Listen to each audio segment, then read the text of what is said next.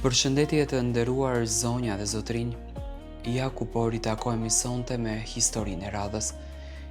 Historia që do të ndaj sonte me ju është shumë e ndjerë. Këtë histori ma ka shkruar një vajzë e cila është rritur jetime.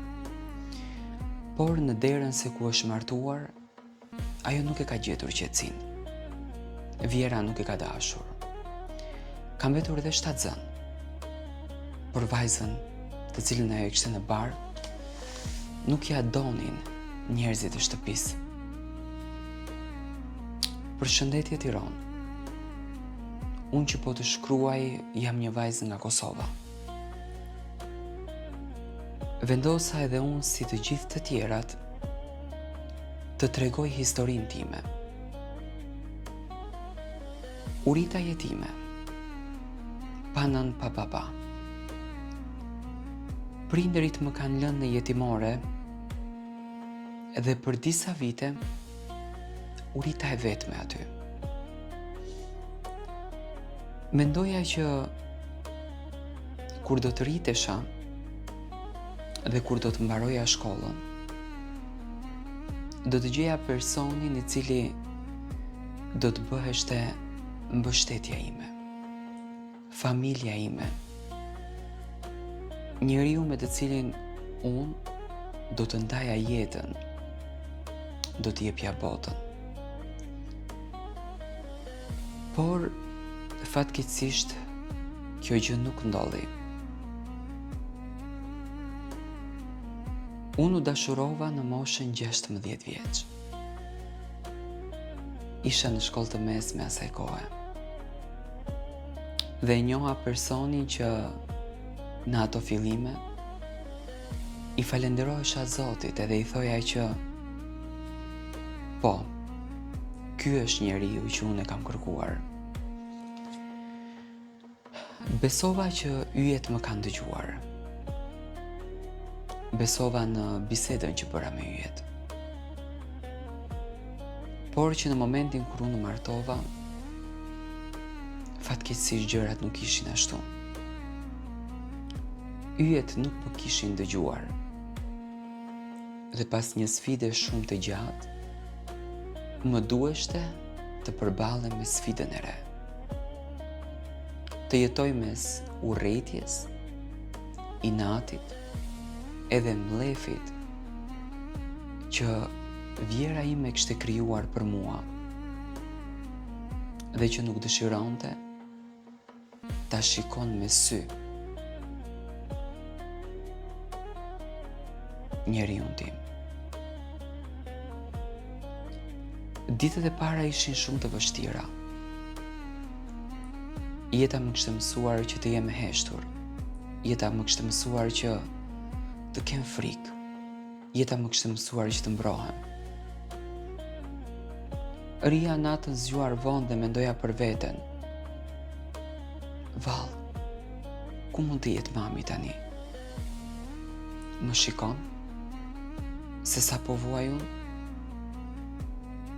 Dëgjoja gjyshen të burrit tim, teksa i thonte burrit edhe vjerës.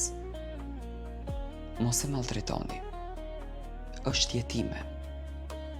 E keni amanet. E keni amanet ta ruani. Por ato nuk e bën këtë gjë. Ato u sollën me mua sikur unë të isha një kafshë. Sikur unë të mos të kisha rëndësi. Sikur unë të isha gjëja më e shëmtuar që për ato jetonte. Edhe pse nuk kishte dashuri mes nesh, të paktën u shndrova në një grua që jetonte në atë shtëpi. Mbeta 7 zënë. Mbeta 7 zënë pa dëshirën time. Sa e dhimbshme ishte. Por çdo, duheshte ta kaloj. Duheshte ta jetoj dhe atë moment.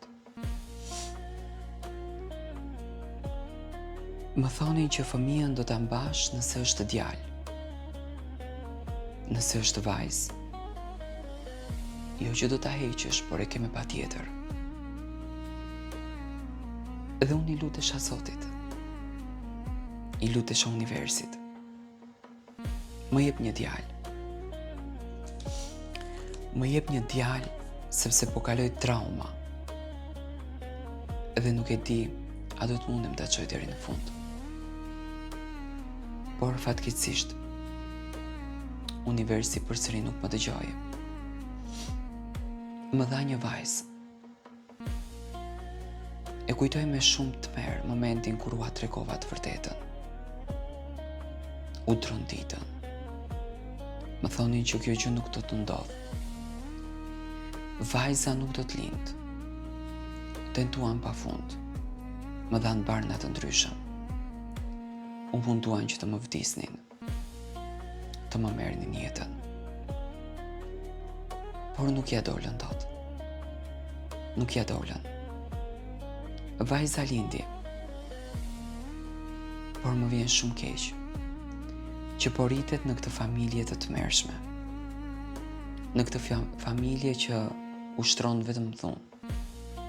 Ushtron vetëm presion dhe ngarkesë shpirtërore tek njeriu, që në të vërtetë në asnjë mënyrë nuk duhet ta bën. Sa të gjata më duken këto net. Mendoj shumë për mamin, për babin.